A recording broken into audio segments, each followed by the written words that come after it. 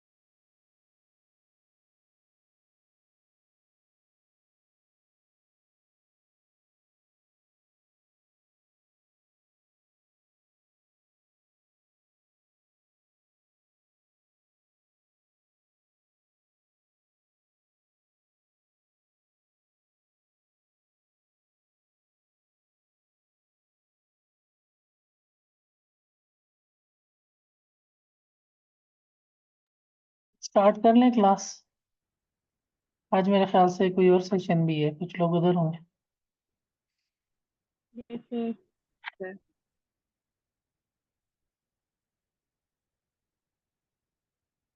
First case कौन लेगा?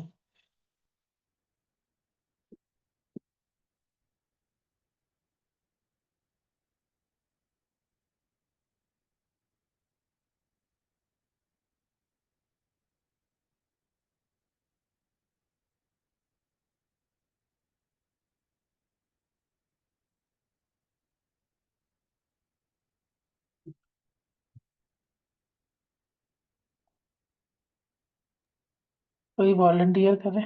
मैं ले लूँ सर। जी। These are axial images of MRI from the pelvis. T1 weighted image, T2 weighted image, and post contrast fat suppressed image. हाँ, In is I can see that there is an abnormal signal intensity lesion that is hypointense on T1 and hyper on T2 in the anterior abdominal wall to the right side of the midline, and it is showing post contrast enhancement. And also I can see that there is thickening of the, I think, cervix, and it appears hypointense. उसको And ignore करना। okay, and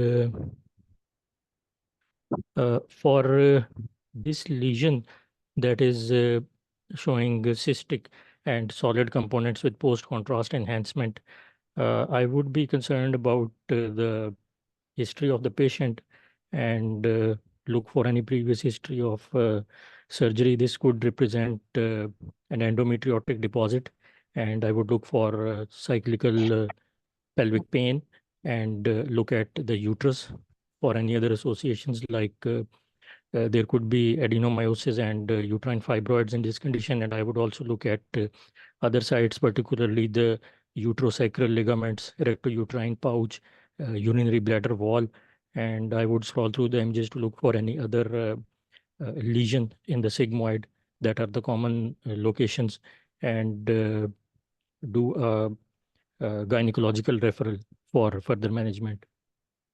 जबरदस्त, सारी चीजें आपने बता दी। तो जब ये वाइवा वालों के लिए क्या आप खुद से बताएंगे ना, तो एग्जामिनर आपसे नहीं पूछेगा, नेक्स्ट कर देगा।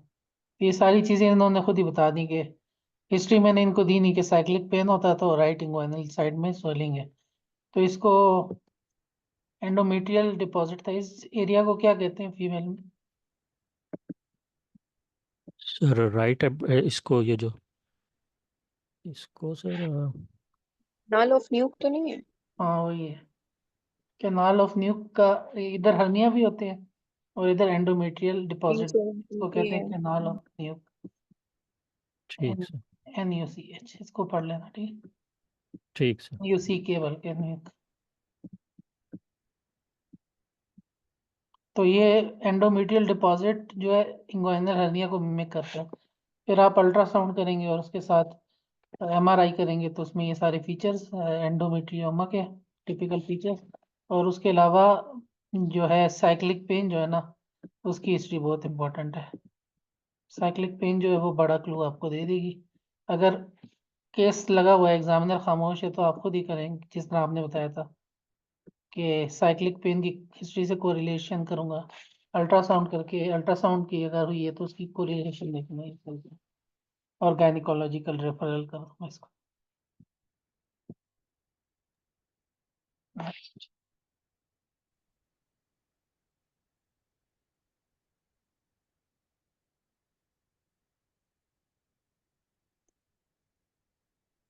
मैं ले लूँ सर? जी ले लें, या कोई और लेना अ, चाहते? कोई हैंड रेस कर ले, नहीं तो ये डॉक्टर साहब ले लेंगे। आप अपना नाम भी बता दें। अहमद। नहीं सर डॉक्टर, मैं करूँ? हम नाम बता दें। डॉक्टर फरजाना। चलो डॉक्टर फरजाना को ये दे देते।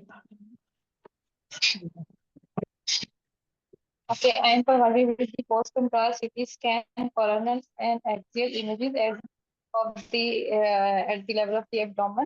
In this image, I can appreciate there is soft tissue mass density ligament is appreciated in the retroperitoneum through which vessels are traversing, and this mass pinion involving the upper pole of the left kidney, and uh, and uplifting the aorta from the underlying vertebra.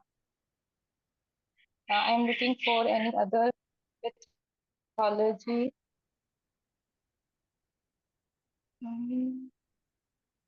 Chest appear unremarkable. Heart visualized portion of the heart is normal, and mild hepatomegaly is also appreciated. I cannot appreciate the skin in these images. Conclude.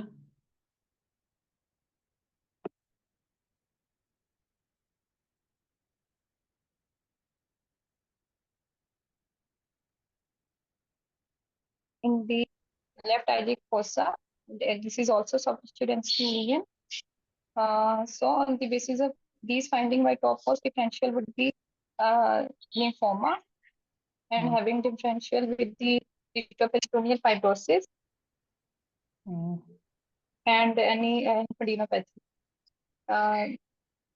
जैसे कोई सा testicular tumour होगा तो वो हमें lymphadenopathy हमें इसका नजर आ सकती है। सही है। तो कौन से फीचर्स हैं जो इसको लिम्फोमा में फेवर करें? सर वेसल्स को डिस्प्लेस नहीं कर रहा, उनको इनकेस कर रहा और उनका ल्यूमन भी पेटेंट है, और एओर्टा को ये अपलिफ्ट कर रहा है। रिट्रोपेरिटोनियल फाइब्रोसिस जो है ना वो vertebra के साथ करती है, और किडनी को भी इन्वॉल्व कर रहा है। तो ये सबसे बड़ा क्लू था कि जो वेसल है इसको इन्होंने इनकेस किया हुआ है, नैरो डाउन नहीं किया हुआ। दूसरी चीज, अगर आपको कोई भी नोडल मैस मिलता है इन द पैरारीनल लोकेशन रेट्रोपेरिटोनियम में, जो कि अपेरेंटली एक्सटेंड कर रहा होता है विद इन दी किडनी, ये देखिए ये बाहर एक नोडल सा मैस है, बिल्कुल टिपिकल उसमें इमेजिंग लिम्फोमा का वो है लुक है। डेंसिटी भी हाइपोडेंस होता है, आइसोडेंस होता है, और अंदर की तरफ एक्सटेंड कर रहा है, तो this is the feature of a lymphoma. और जो इसके अंदर से वेसल्स गुजरती हुई नजर आ जाएंगी। जब वो मेजेंट्री में होता है तो ये साइन देता है सैंडविच साइन, जिसमें आपके बीच में वेसल्स नजर आती है, ऊपर से नोडल मैसेज नजर आते हैं। इन 40 to 60% of the cases lymphoma जो होते हैं वो हाइपोडेंस मैसेज के साथ प्रेजेंट करते हैं। बायोलैटरल किडनीज में हाइपोडेंस मैसेज होंगी, और 40 to 60% में बायोलैटरल होंगे। यूनिलैटरल भी हो सकते हैं, जैसे कि इस केस में थे।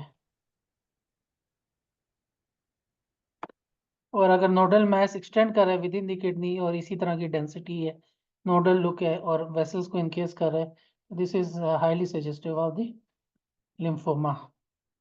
तो अभी इस इमेज में भी देखें अलग केस है, लेकिन इसमें जिस तरह आपने वेसल का बताया, तो इसमें रीनल वेसल्स को देखें, इसने पूरा इनकेस किया हुआ है, नोडल टाइप मैस है, और सारा एक्सटेंड कर रहा है विद इन द किडनी। तो ये एग्जांपल है एक और यूनिलैटरल लिम्फोमा की। हाइपोडेंस लीजन्स की तरह भी ये बायोलैटरल प्रेजेंट कर सकते हैं, ठीक है। तो ये इधर इसने ये बताया हुआ कि जो मोस्ट कॉमन पैटर्न होता है वो multiple bilateral homogeneous hypodense parenchymal masses होते हैं, लेकिन इसके साथ लिम्फेडिनोपैथी होगी, और वो जो नोडल मैसेज होंगे रेट्रोपेरिटोनियम के, वो अंदर एक्सटेंड कर रहे होंगे। फिर उसकी हिस्ट्री के साथ कोरिलेट करके पाइलोनेफ्राइटिस भी हो सकता है। एएमएल तो फैट डेंसिटी उनमें ज़्यादा होती है, लेकिन कभी कभी ऐसा लुक दे सकते हैं जिस तरह इसमें बायोलैटरल एएमएल है। और मल्टीफोकल आरसीसीज जो है वो भी इसकी डिफरेंशियल में आएंगे। ये रेडियोपीडिया से कोई वो थी इमेज थी। ये मज़े का केस है, ये कौन लेगा? मैं करूँ सर? वाह, ले लो। These are multiple axial images from the MRI and coronal and axial images of the contrast enhanced CT scan brain and brain window. On the MR images, post contrast T1 images, there is evidence of an enhancing lesion that is posteriorly abutting the right side of the pons, and anteriorly it is extending into the Meckel's cave, and rest of the parenchyma does not show any abnormal enhancement or parenchymal or meningeal enhancement. And on the CT image, I can see that on the coroner image, there is extension of this lesion through the skull base,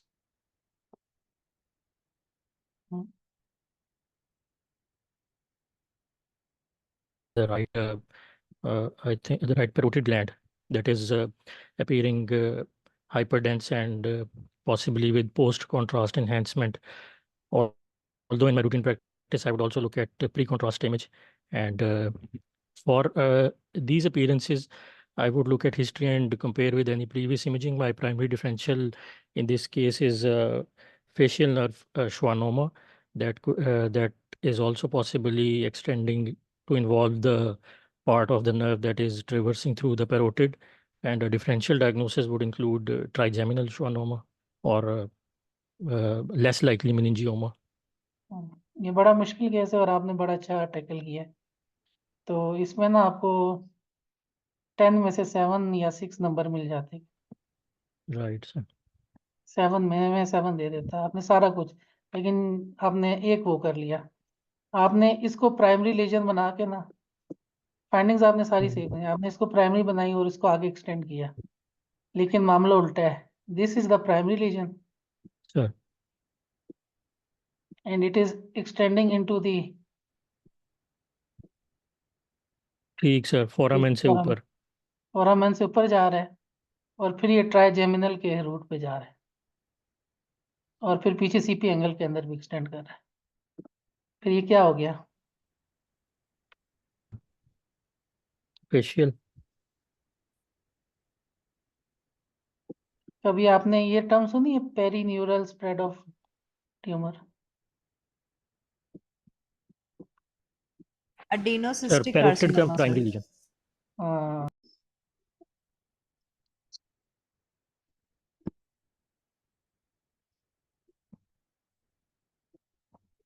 आवाज आ रही है? Disconnect हो गया था।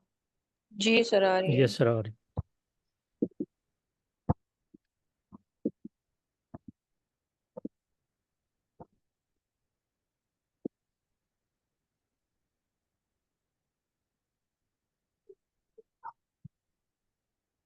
Screen नजर आ रही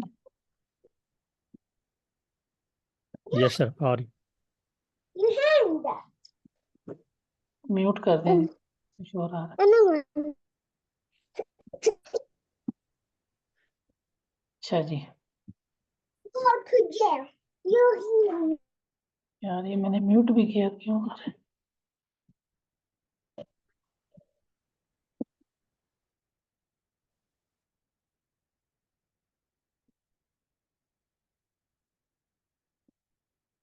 ठीक है, तो हमने बताया कि जो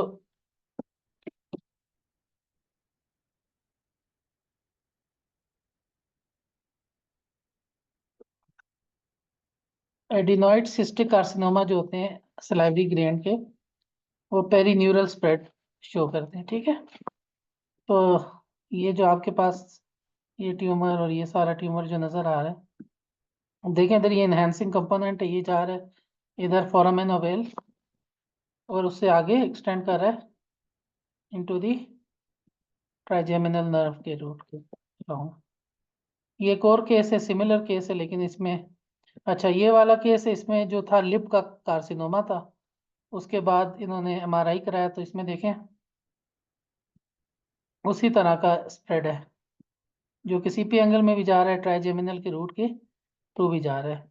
अब जब इधर देख रहे हैं तो इसमें आप देखें ये इस तरफ ये नॉर्मल फोरामेन है और इधर फोरामेन वाइड है, इधर ये नॉर्मल फोरामेन है, इधर का ये फोरामेन डिस्ट्रॉय है, फिर इधर ये सारा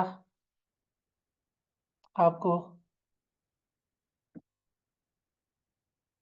लीजन मिल रहा है। तो ये लिप से निकल रहा है फ्रॉम दी V3 ब्रांच जो ट्राइजेमिनल की है, और फिर ये आगे जाके ट्राइजेमिनल को इन्वॉल्व कर रहा है, तो इसको कहते हैं perineural spread of the cancer. तो जो perineural spread of the cancer है वो डिफरेंट उसमें ट्यूमर्स में आती है, लेकिन जो सबसे ज़्यादा एसोसिएशन है जो आपको एग्जाम में भी आएगा वो होगा एडिनॉइड सिस्टिक कार्सिनोमा की। इसकी हाईएस्ट एसोसिएशन है पेरीन्यूरल स्प्रेड के साथ, अप्रोक्सीमेटली 60% ऑफ द मेलिग्नेंसीज में वह आगे स्प्रेड करती हैं। म्यूकोएपिडर्मोइड कार्सिनोमा भी कर सकता है, मेलानोमा भी कर सकता है, लिम्फोमा भी कर सकता है। सर अगर इमेजिंग पे मेलिग्नेंट फीचर आ जाए, जैसे इसमें ये जो आपने ये वाला है, तो इसमें हम स्टेजिंग सीटी ऐसे करा लेंगे कि स्टेजिंग सीटी कराएंगे और फिर, या फिर हम इसको पहले हिस्टोपैथोलॉजिकल कंफर्मेशन के लिए कि I would refer this to the surgeon for histopathological, फिर स्टेजिंग सीटी कराएंगे? यानी आप कह रहे हैं biopsy, biopsy and then CT staging see. Sir yes sir, मैं कह रहा हूँ कि अगर इमेजिंग पे मेलिग्नेंट फीचर्स हैं जैसे इस केस में हैं, तो हमें एक अंदाज़ा तो है कि ये मेलिग्नेंट है, तो उसी वक्त स्टेजिंग सीटी कराएंगे, या ये अप्रोच होगी कि पहले बायोप्सी हिस्टोपैथोलॉजिकल नहीं, अगर कंफर्मेशन इसमें होनी चाहिए? एग्रेसिव फीचर्स अगर आ गए ना तो आप पहले सीटी कराएंगे, राइट बायोप्सी सर। का वेट करना जरूरी नहीं है।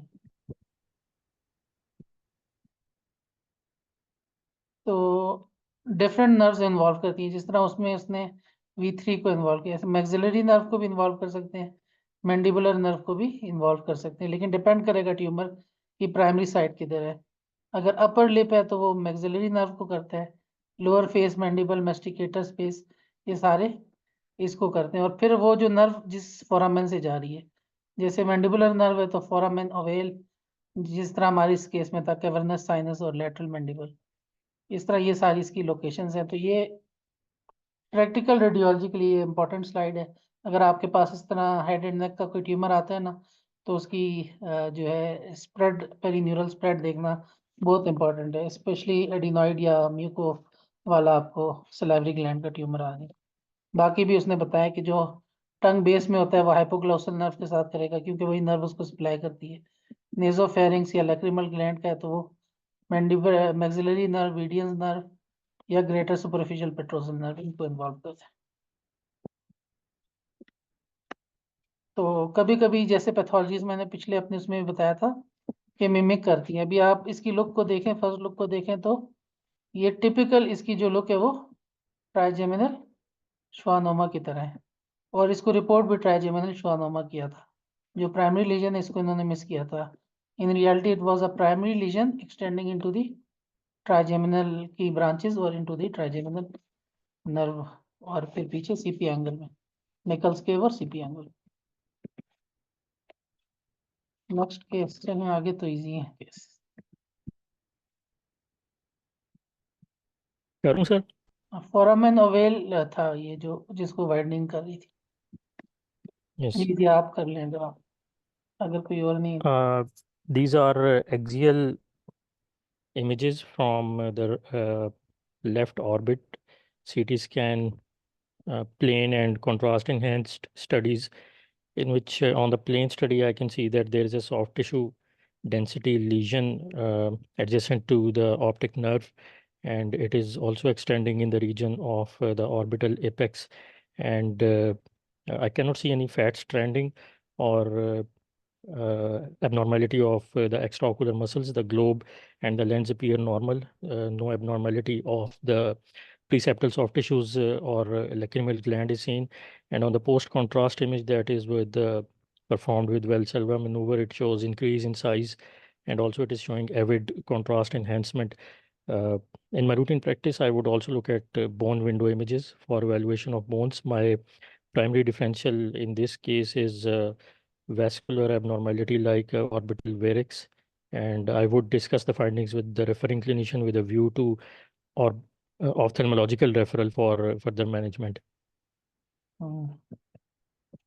और बायलैटरल भी हो सकती है, जैसे इस केस में। इसमें पहले हमने सीटी किया, उसके बाद वल्सल्वा मैन्यूवर के साथ किया। जब वल्सल्वा मैन्यूवर के साथ किया तो ये दोनों डायलेट टॉर्चरस हमें नजर आए। ये मेरे वाइवा में ये एग्जैक्ट ये केस लगा हुआ था। कोई आर्मी के वो थे पिंडी में, इस्लामाबाद सेंटर में, तो ये वायरिक्स वाला केस हमारे उसमें वाइवा में लगा था ये। सर इसमें मेंशन होगा without वेलसेल्वा and with वेलसेल्वा?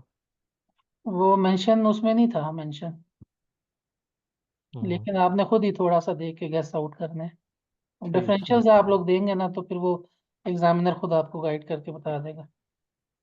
Clinical examination में देखें नॉर्मली इसका आईलिड बिल्कुल नॉर्मल था, थोड़ी सी स्वेलिंग थी इस जगह पे, लेकिन जब वेलसल्वा कराया तो ये फूल के ये नज़र आ गई। यही चीज़ हमें उसमें सीटी में भी मिल रही होती है। और ये कंजक्टाइवल जो है अपना हेमरेजिस के साथ ये प्रेजेंट करता है। इसके साथ हम इसका अल्ट्रासाउंड भी कर सकते हैं। मैंने कभी देखा नहीं अल्ट्रासाउंड की किसी एग्जाम में लगा हो, लेकिन अल्ट्रासाउंड में डॉपलर में भी इसकी कुछ फाइंडिंग्स होती हैं जो कि थियोरेटिकल है, लेकिन कभी एग्जाम में आई नहीं। एक दफ़ा उनको आप पढ़ लेना कि डॉपलर में इसके साथ क्या एसोसिएशन होती है। तो इसके डिफरेंशियल्स में क्या डालेंगे? सर वेस्कुलर जो है वो हीमेंजियोमा डाल सकते हैं, लिम्फेंजियोमा डाल सकते हैं, और एविडली एनहेंस। केवर्नोमा। हाँ, कैवर्नोमा, हेमेंजियोमा, ये चीज़ें इसमें। सर इसमें टोलोसा हंट सिंड्रोम आ सकता है? कौन सा? सर टोलोसा हंट सिंड्रोम, जिस तरह इसमें जो प्री पोस्ट कॉन्ट्रास्ट है ना, उसमें कवर्नेस साइंस में भी ऐसे लग रहा था कि इनहेंसमेंट है लेफ्ट साइड पे, सर जो पहले वाला इमेज था। वो तो पोस्ट कंट्रास्ट है, तो नॉर्मल कंट्रास्ट है कैवर्नस साइनस के अंदर। नॉर्मल कॉन्ट्रास्ट वाला कॉन्ट्रास्ट आ रहा है। टोलोसा हंट सिंड्रोम तो उसका क्या कहते हैं, एक्सक्लूजन की डायग्नोसिस होती है, डायग्नोसिस ऑफ एक्सक्लूजन, जहाँ तक मुझे याद, तो मैं देख के आपको बताता हूँ। Next case. मैं करूँ सर? एक मिनट, जरा कोई और लेना चाहता है देख लें, तो वरना तो डॉक्टर साहब बड़ा अच्छा अटेम्प्ट करें। सर मैं ले लूं? हाँ ले लें, आप अपना नाम भी बता दें। This is Dr. Zarmeena. जी doctor This is X-ray abdomen frontal projection of a skeletally mature patient in which I can appreciate there is a large abnormal radio opacity is not centered upon the lower abdomen and also on the in the pelvis. This is causing displacement of the bowel loops upward. However, no evidence of any pneumoperitoneum is noted. I want to ask if the patient is female or male, email and female. Okay, sir. The visualized bones are normal. Rest of the soft tissues are normal. Next, in my routine practice, I will do ultrasound of this patient to see for the proper evaluation of the patient and ask about the history of the patient. On this image, my differential include large dermoid, fibroid, a large fibroid. इसके अलावा कोई pelvic pathology में यही दोनों मेरे differential में आएंगे. Next मैं अल्ट्रासाउंड कोरिलेशन करूंगी पेशेंट का और उसके आगे फिर फर्दर वर्कअप कराऊंगी. सही है इसमें. और आगे केस नहीं लगाया था, ये आगे डर्माइड का केस था लेकिन इमेजेस नहीं लगी.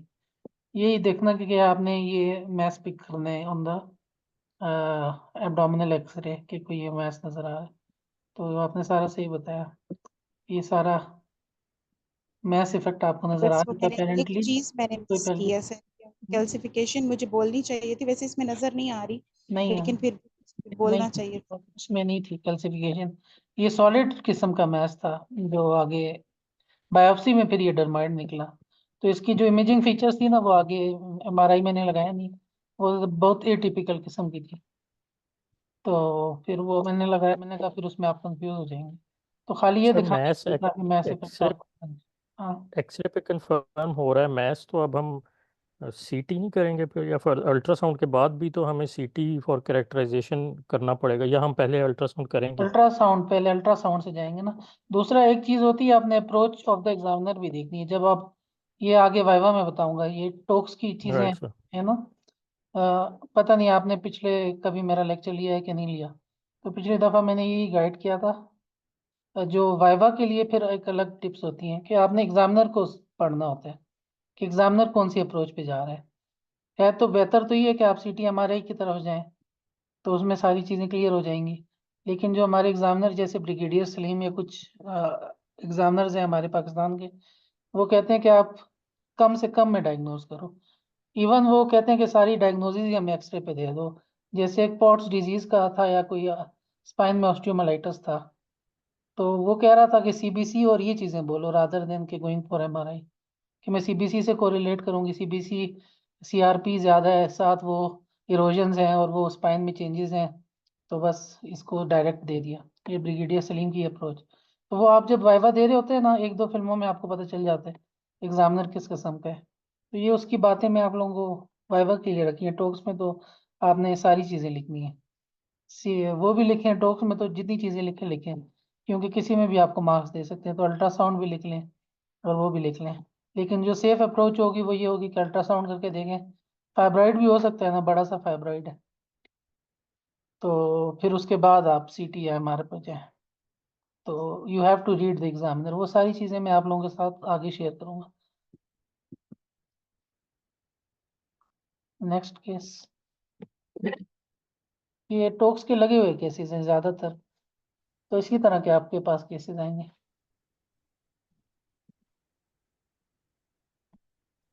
जी सर, ये मैं करूँ? जी जी. अस्सलाम वालेकुम सर. हाँ Sir, I am provided axial and sagittal images of the fetal kidneys, or and मतलब two are the T2 weighted MR images focus at the fetus. Sir, fetal kidney is echogenic and multiple small cysts are seen, or no hydroureter is noted, or in corresponding MRI images also shows multiple small size cysts and hydropelvis.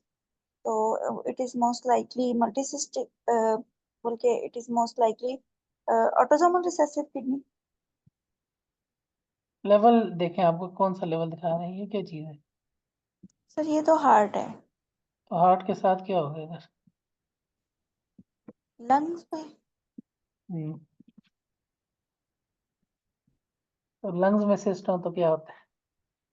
C cam है lungs, sir, ये हम्म, सी cam हो सकता है हाँ, और कौन सा type का सीखे? सर। Same. ये ज्यादा मतलब लार्ज सिस्ट्स हैं, तो ये टाइप 1 या टाइप 2 में जाएगा, स्मॉल नहीं है, बल्कि टाइप 1 में ही जाएगा, क्योंकि सिस्ट्स आर मतलब माइक्रोसिस्ट नहीं है, दीज आर लार्ज। तो ये टाइप 1 सी कैम था केस। ठीक।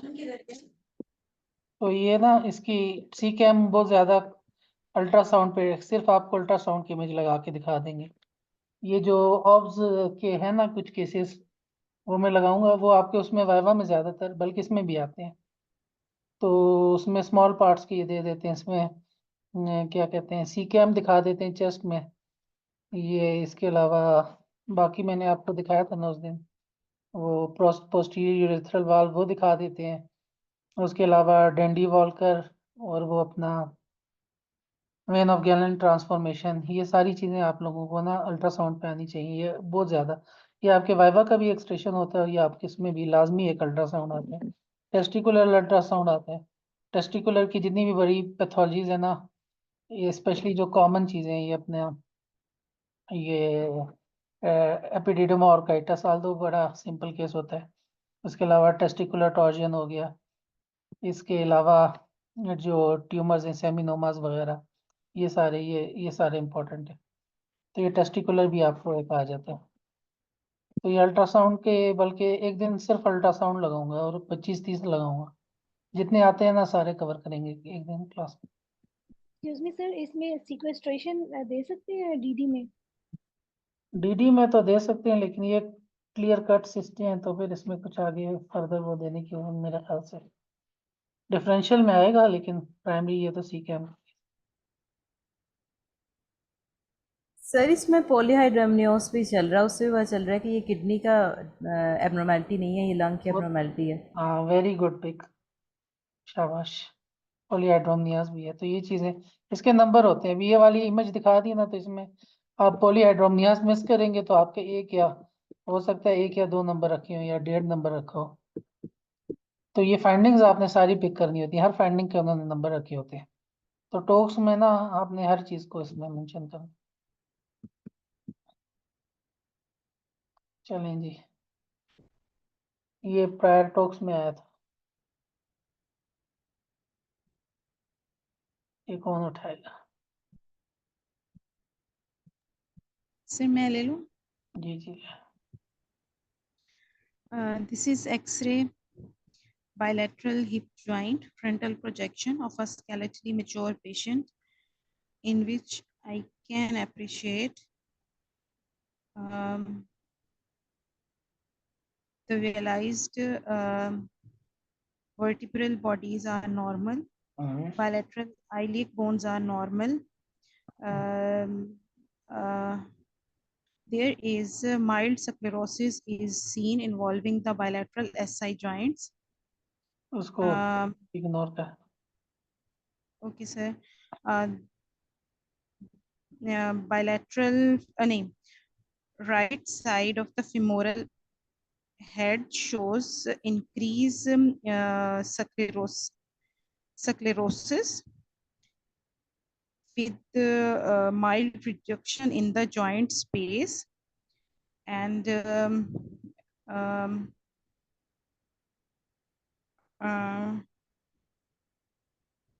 इसके अलावा acetabular end is normal.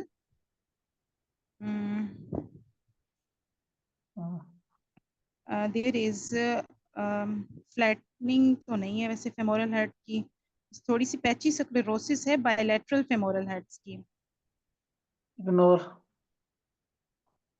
और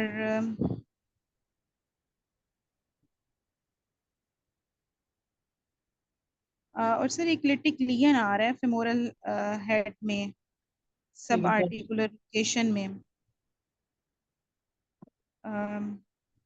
on the right side. Bones ठीक है। अच्छा बोन्स लिस्ट ठीक है, अपनी पूरी करें ये। ओके।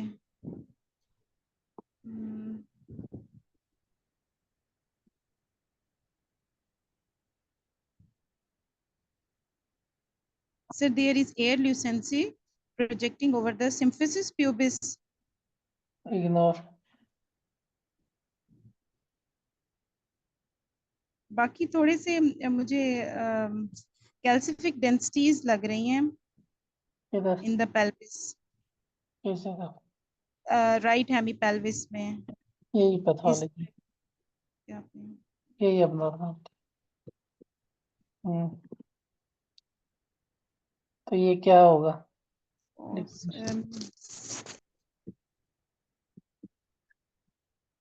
ये यूरेटेरिक कैलकुलस हो सकता है, डर्मोइड हो सकता है, ये कोई फिकोलिथ हो सकता है, ये कैल्सिफाइड लिम्फ नोड हो सकता है। तो फिर हम इस नेक्स्ट अल्ट्रासाउंड करेंगे।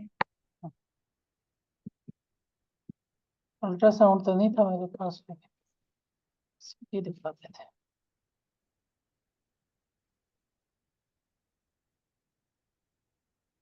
Okay, this is CT scan abdomen, a CT scan pelvis, post contrast, in which I can appreciate there is a well-defined rounded fat attenuation lesion in the right hemipelvis with internal foci of calcification in it. It is causing mild displacement of the uterus and bladder पे indentation कर रहा है. However, no evidence of any rupture, torsion, or malignant transformation of it.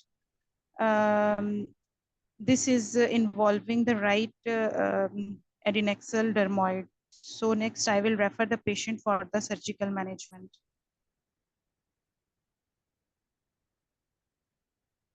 सही है, तो this the case होगा डर्माइटिस। तो इसमें सर रेट्रोस्पेक्ट में इसमें देखें तो bilateral SI joints भी लग रहे थे थोड़े से, जैसे मुझे, सॉरी नहीं, SI joints नहीं, femoral heads. नहीं femoral head बिल्कुल ठीक है। क्या स्क्लेरोटिक लग रहे हैं? जी ये जी शायद आपकी स्क्रीन में इस तरह आ रहे हैं, बिल्कुल क्लियर है। मैं आपके साथ ये पीपीटी शेयर कर दूंगा। तो ना ये सटल सी कैल्सिफिकेशन होती है, ये आपने उसमें क्या कहते हैं पिक करनी है। और ये फिर आगे जब फर्दर इन्वेस्टिगेशन किया था, this was the case of डर्माइट।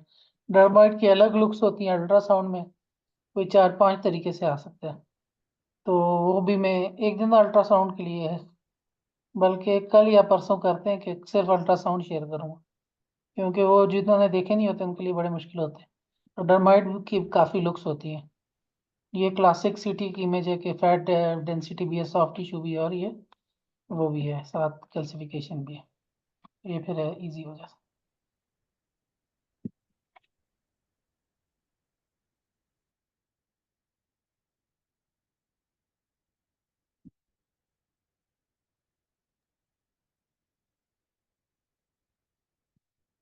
Next कौन लेगा?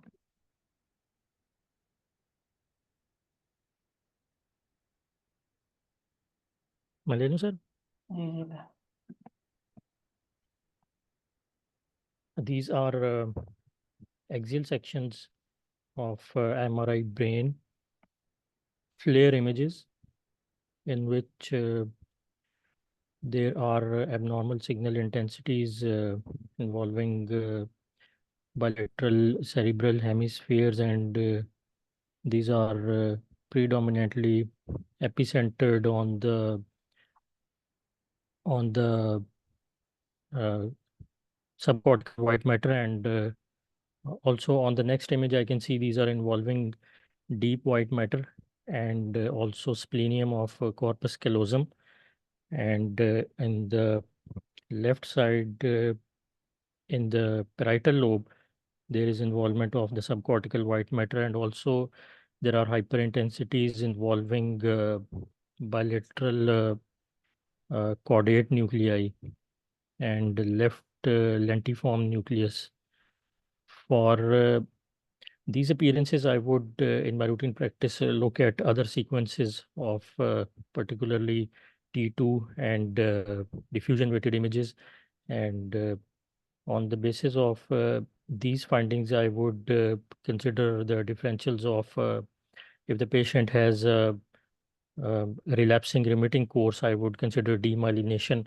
If the patient has presented with acutely worsening course, I would consider other, and has restricted diffusion, multiple areas of restricted diffusion, I would consider other differentials like Creutzfeldt-Jakob disease and other possible differentials for these caudate. If there is a movement disorder, I would also consider Huntington disease and discuss the findings with the neurological team for further management. These are images of the same patient. Sorry मेरी कुछ चीजें miss हो गई, मुझे एक message आ गया था। आप जी सर। कंक्लूड करके इसकी फाइंडिंग्स बता सकते हैं? कंक्लूजन ब्रीफ करके बता दें पहली दो इमेजेस में आपने क्या बोला। सर सब प्रीडोमिनेटली सब कॉर्टिकल और डीप वाइट मैटर की एबनॉर्मेलिटीज़ हैं और डीप ग्रे न्यूक्लियाई इन्वॉल्व हैं और स्प्लीनियम ऑफ कॉर्पस कैलोजम। तो डीमाइलिनेशन और एक्यूट डीमाइलिनेटिंग एनकेफ्लोमाइलिटिस या फिर अगर acute worsening of altered sensorium है तो फिर क्रुट्ज़फेल्ड-जैकब सिंड्रोम। ठीक है। Same patient, sir? Same.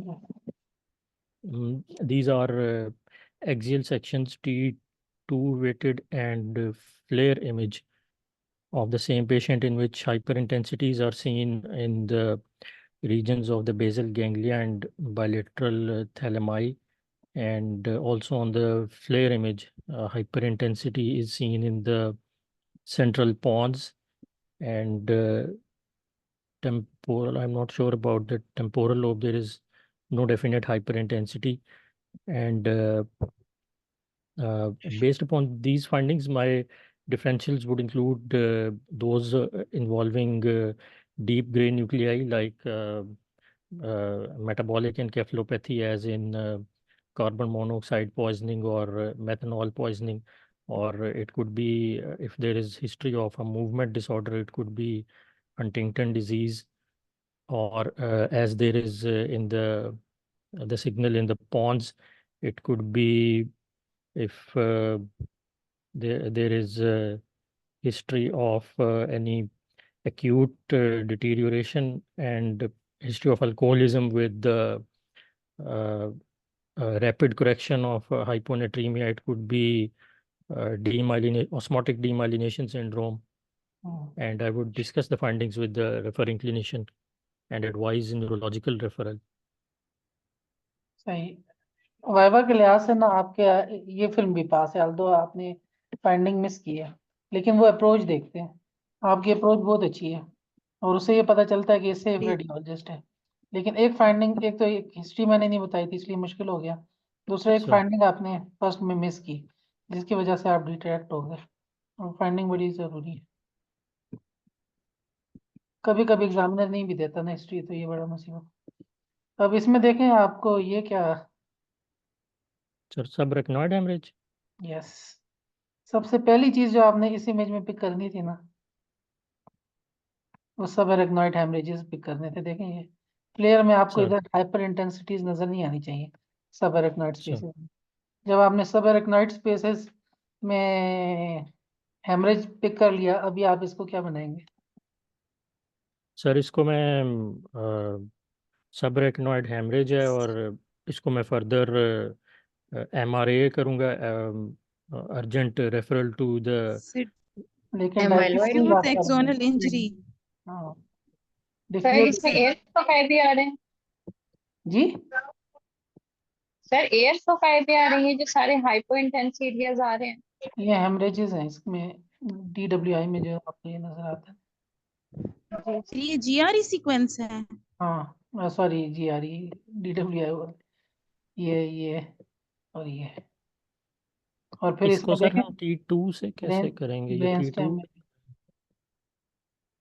नहीं T2 में यस सर, डिफरेंशिएशन कह रहा हूँ कि अगर ये T2 से डिफरेंशिएट, इसका कोई No, है white पॉइंट? matter बहुत ज्यादा dark होता है। फर्स्ट इमेज T2 था मेरे ख्याल में। नहीं फ्लेयर था, T2 इसमें ही नहीं, फ्लेयर ही है। इस वाले को GRE को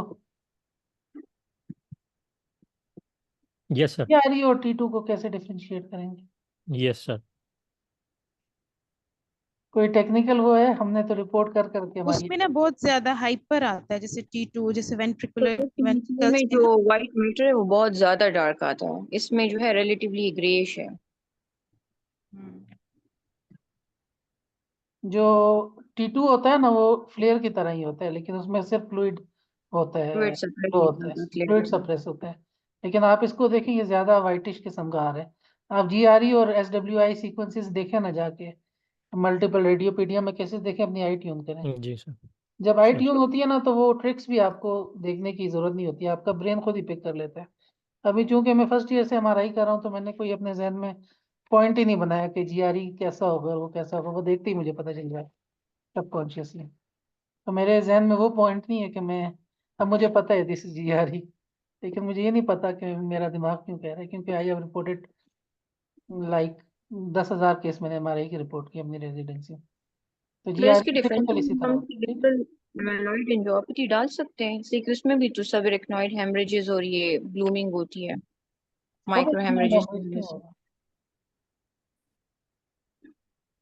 एमाइलॉइड में जी सर। सब एराकिनोइड हेमरेज, एमाइलॉइड एंजियोपैथी जी में? सर, कन्वेक्सिटी सब रेटिनॉइड हेमरेजेस उसमें भी होते हैं ना। पता नहीं, मुझे याद नहीं है। लेकिन ना उसमें कॉर्पस लेकिन क्लोजम इन्वॉल्व नहीं होता, इसका ये स्पेसिफिक हाँ फीचर ये है तो है। डिफ्यूज्ड एक्सोनल जी। का। हम्म। स्प्लीनियम ऑफ द कॉर्पस क्लोजम जैसे इसमें इन्वॉल्व है। इन्वॉल्व है और ब्रेन स्टेम भी और वो इन्वॉल्व है। होता भी ज्यादातर पेरीफ्री पे एमाइलॉइड एंजियोपैथी, वो सेंटर में नहीं आएगा। वो हाइपरटेंसिव ब्लीड होते हैं जो सेंटर में आते हैं। सही। ठीक। तो इसकी कोई स्टेजिंग बता दे मुझे, बहुत इंपॉर्टेंट है लेकिन। और ये कौन सी स्टेज का है? ये किसकी स्टेज का है?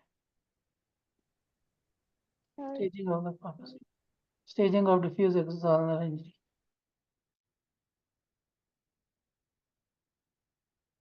ये आपके दोनों में बहुत इंपॉर्टेंट केस है ये, इसकी स्टेजिंग। ये स्टेज 3 होगा ना, इसमें ब्रेन स्टेम भी इन्वॉल्व है। ग्रेड 1 में क्या होता है?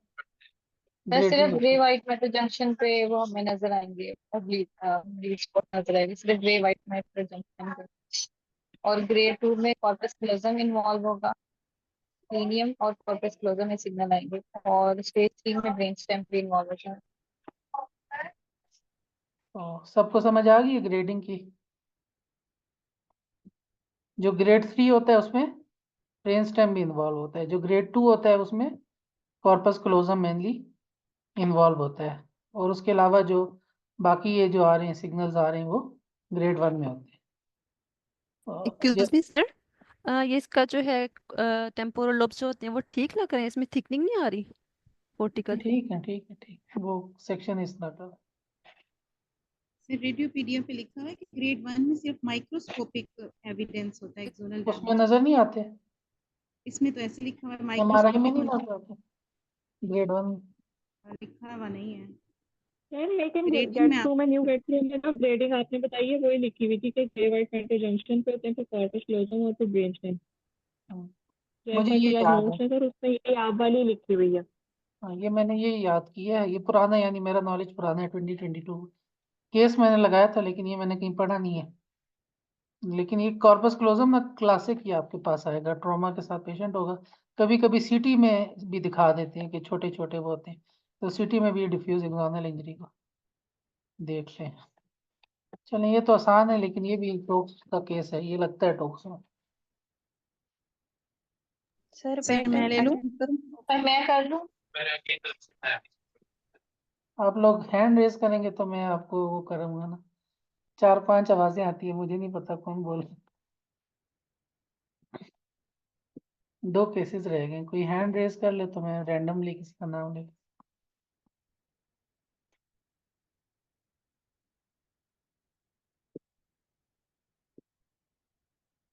डॉक्टर फरजाना आप ले लेंगे case. I am provided with the post-contrast CT scan coronal and axial image of the at the level of the lower abdomen and kidney. In the first coronal image, I can appreciate there is I cannot appreciate the right kidney in its normal place, and I cannot appreciate the right kidney in the pelvic region.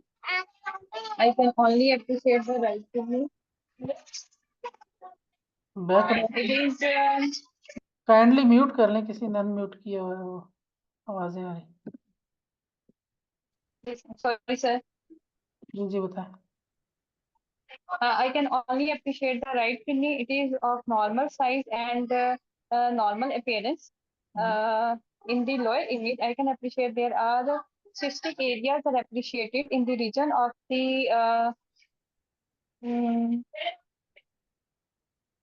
in the region of the sir prostatic region में cystic areas आ रहे हैं.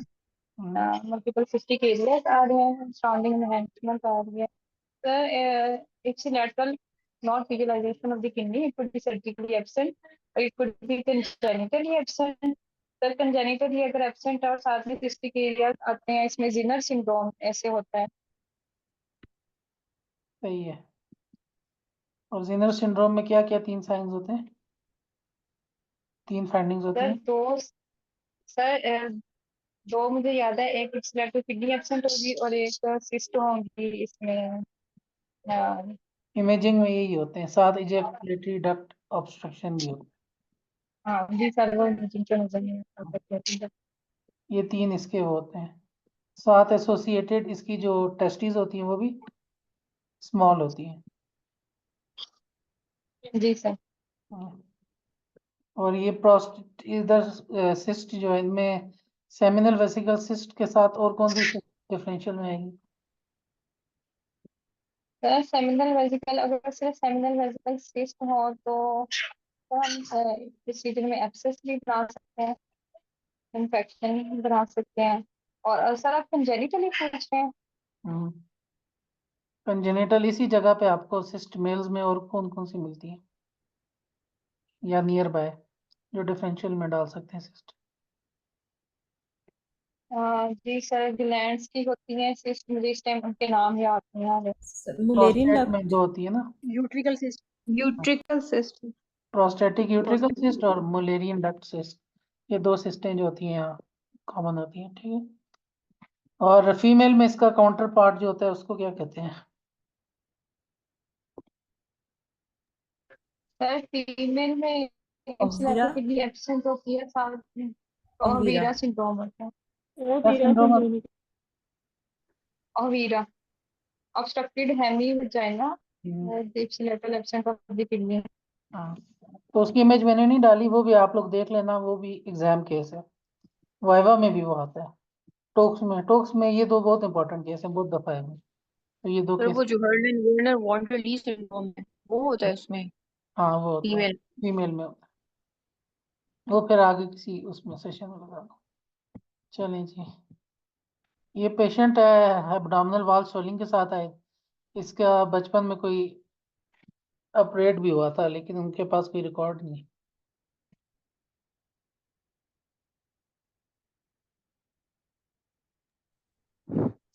मैं try करूं? हाँ करें, शाबाश। This is CT scan abdomen, axial, coronal and sagittal images in which I can appreciate there is soft tissue density. These are the post-contrast images. Soft tissue density enhancing mass lesion is seen in the right hemipelvis, which is in the right hemipelvis attached to the abdominal wall. Basically, abdominal wall का है जो कि extend कर रहा है within the pelvis.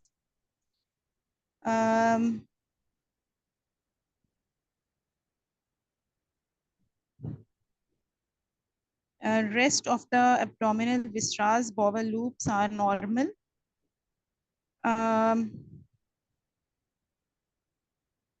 On the 3-dimensional reformatted image, Bilateral kidneys are normal. Visualized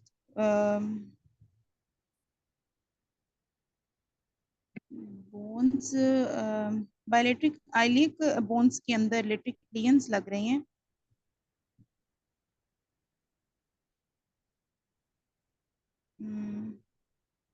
Conclusion.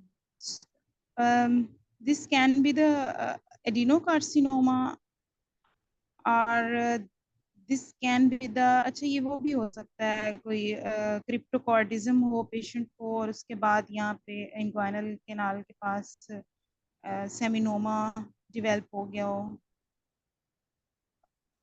Male patient है या female है?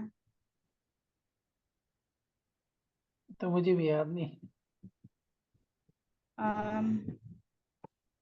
इसके अलावा है तो ये अग्रेसिव लियन मसल्स का है. रेब्डोमायोसार्कोमा हो सकता है. इंट्री एब्डोमिनल वॉल मसल्स का है. और हिस्ट्री भी दी. हिस्ट्री लोकेशन सर बता आप रही थी. मैंने हिस्ट्री दी थी कि ऑपरेट हुआ बचपन में इसका. ओके. अच्छा ऑपरेट हुआ है.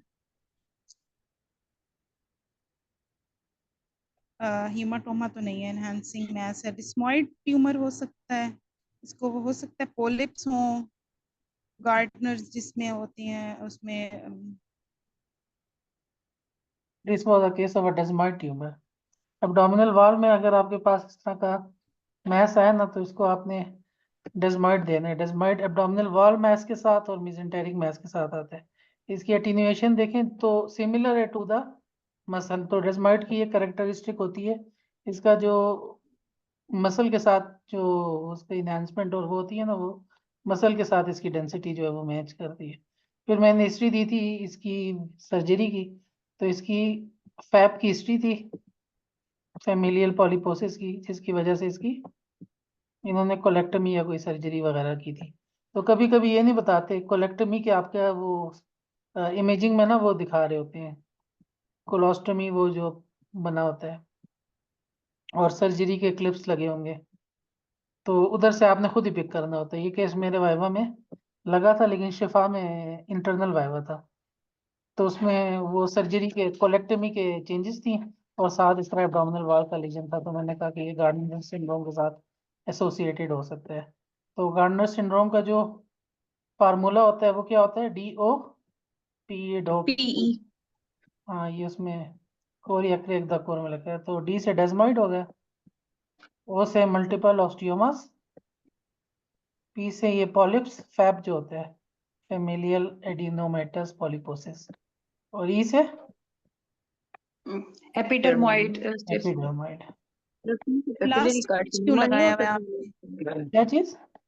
ये लास्ट लास्ट इमेज ये मुझे भी याद नहीं है. इसमें कोई फाइंडिंग मेरे ख्याल से नहीं है. मेन चीज यही है ये जो मैच था. तो ये इसका जो है गार्डनर सिंड्रोम का केस. तो कल इंशाल्लाह या परसों हम सिर्फ अल्ट्रासाउंड की वो करेंगे. काफी केसेस 20-25 केसेस कर लेंगे ताकि उसमें गायनी हाउस भी कवर हो जाए और जो एग्जाम में अल्ट्रासाउंड के केसेस आते हैं वो भी कवर हो जाए. सर आपने कहा था कल मॉक्स है.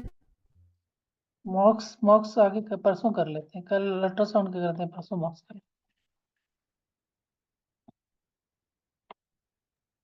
आपने प्राइमरी लिम्फोमा और सेकेंडरी लिम्फोमा का क्या डिफरेंशिएटिंग फीचर बताया था ब्रेन में? डिफरेंशिएटिंग फीचर प्राइमरी तो ज्यादातर उसके साथ प्रेजेंट करते हैं ना. मैंने कहा था मेनिंजियल इनहेंसमेंट के साथ. लेकिन सॉलिटरी उसके साथ भी प्रेजेंट कर सकते हैं. हिस्ट्री होगी ना उसकी और पेशेंट इम्यूनो कॉम्पिटेंट होगा. साथ अगर प्राइमरी अगर कोई लिम्फोमा है तो यानी उसको एब्डोमिनल लिम्फोमा या कोई पहले डायग्नोज हुआ तो उसके बाद वो सेकेंडरी मेट्स करके गए. और मुझे अभी कल की कोई याद नहीं आ रही. आप लोग क्लास में देख लेना अगर मैंने कोई और एडिशनल चीजें बताई हैं.